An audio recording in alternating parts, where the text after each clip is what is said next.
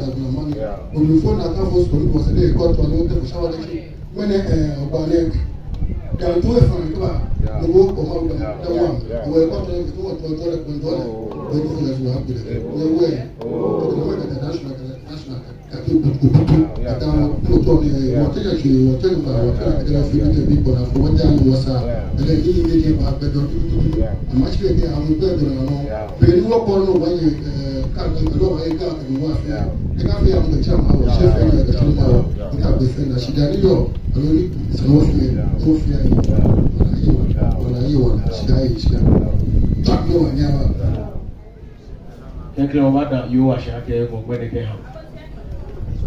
What can it be? When be falling attention, is it? Then I tell you, because you should be fair. There be a 1 year left for you are too much. What can it be? When be a share. Okay, no more problem. You overload the Nungua state there. When you question, can church mark the Jano too. For like a war, Afi. Be ammunition. Or the first Susu Bia, Negabane. It will be a day.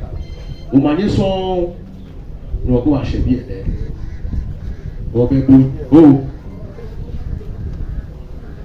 you go. Be back. You know, Omanye. Don't know me. Okay. No, but don't tell you be. Bejano too. Okay, huh? I feel in Wyoming. It means gun. Come, Bamu. Can't take a much. Maybe you have to not walk. I can come, Bamu. She, on a feet. No fear, no, not fear.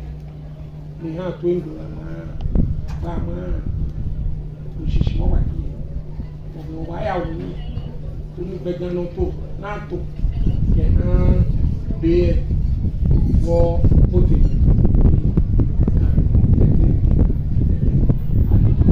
here? If I also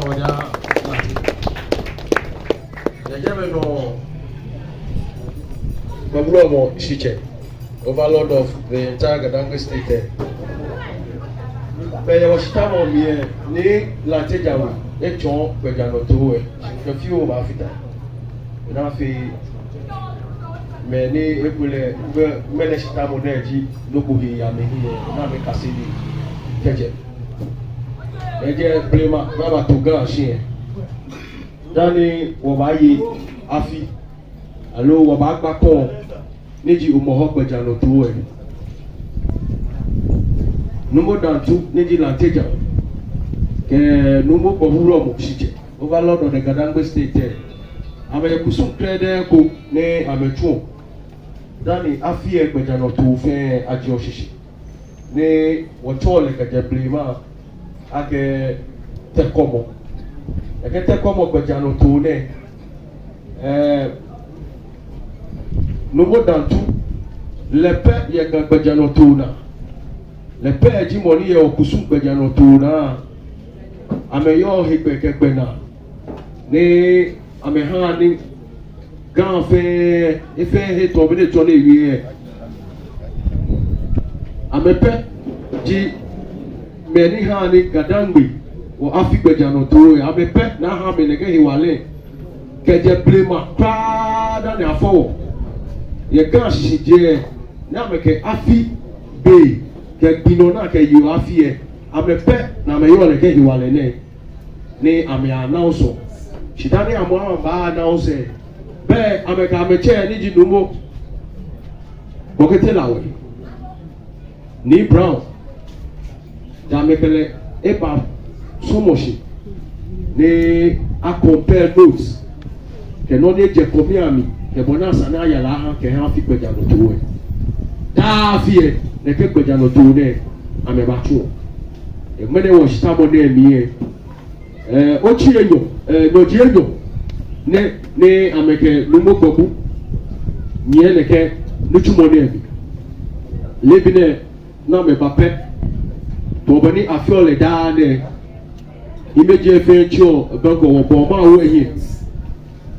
ke achi abeke wo bo ma wo eyin kusu eboni eshika mo yo aha amo fe ejeme ke agbena de ke wo ba mambi fe ahie ke wo ba mambi fe ahie boni amole ejeme ke wo ke fo je ko je fe ahie age be 2024 omo ke gadambi afi pejano to bi eboni amole nakai jibodi wo ko ba ha mambi de wo no ni de wo ngo fe wo yi mene ni fe money o da se be doji no di nke ha de ke afi shepe ke wo gbe afi na agba beka ji ke afi a shepe ke mo fe mo nto eto mo ni jile ega ni je na ka jibodi abogan je na ka kra o cheme ni wa ni akebogan ake machine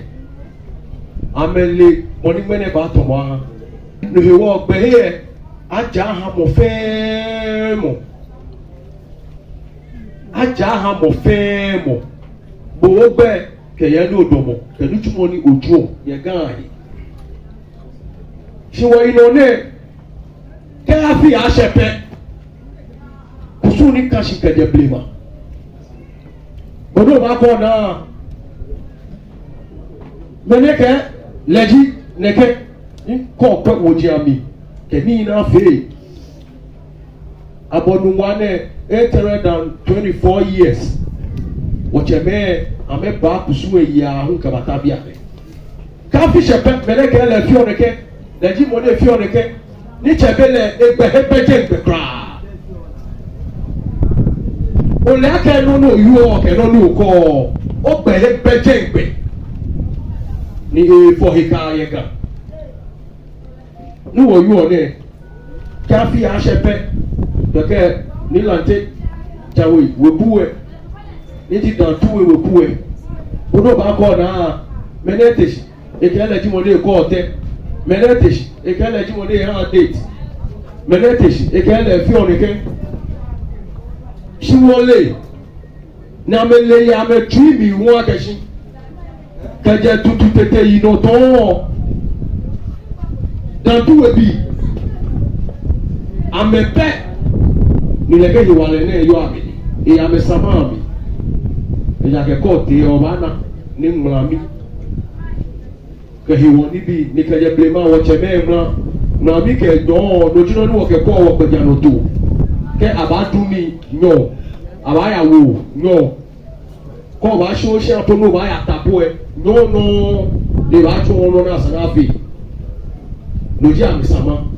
ni na ka hegbe ame pe na me yo wo ba o no mo ko buru mo sike niji overlord of the Kadangbe state e ke wa ne shema bi fe ake afini e no ni ba ebu cheme yi no pai shi afi ni baba e ko keje 2025 ke ya ken ne ke kusun ne numo dantu ke he won che niji lanteja wo ku e ameka nungwa ke wo bo ma wu numo bo kete la we tunu egbe ko ne ke kusun ne na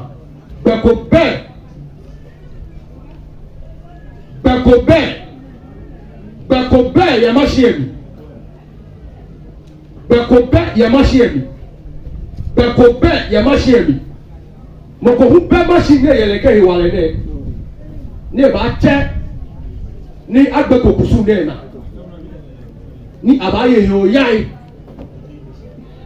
na ba fe loko ama me yo machine ne shia ha maka me koje ka me ye na ba no mo dan tu ka obi e amechi ame benka nye gbe na lo ka nye gbe ko na nye kwa nye gbe no ya ko ni no ni yo na sa na fe ye machine ko ni afe shi ni no mo dan tu ke no mo bokete la we ame gbe ko ame ni tumo na mo ko benka e wale ko hu benka ni ba ke eke afi bejano to informal jalo e ga ke tell ga jibo ni abokan ni meri yo ma se ehun na ba to se mo ye bi ene tell ga wo to se am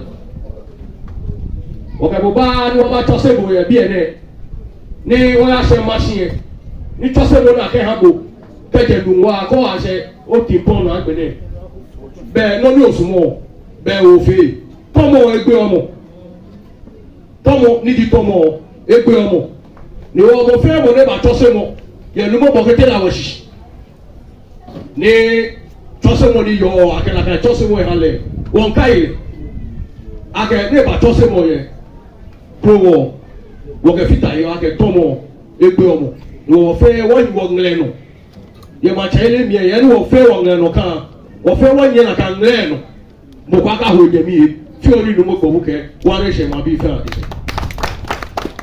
to be ni icho hie ni ke be jano to e mo ni shika mo yo ne ke bi e se do die enyo so ni numo dantu ke wo bolo ma wu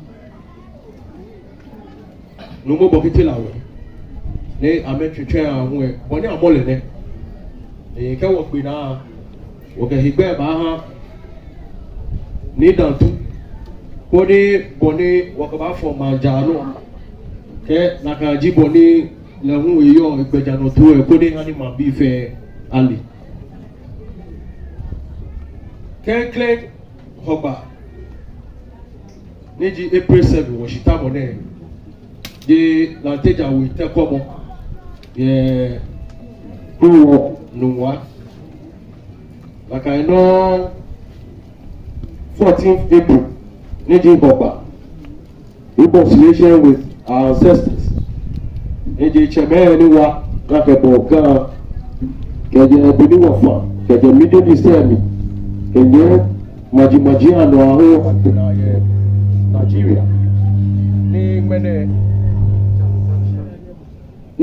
wo ba se ye ni wo yo ne ana fe kusun krede ko ni wo ke kai cheme fe ni aka me shafo ke raga April 14 ya German no oba 21st April idomini wo keke wo na yomo ya no wo na yomo ayem wede baatu keke wo je German April 28th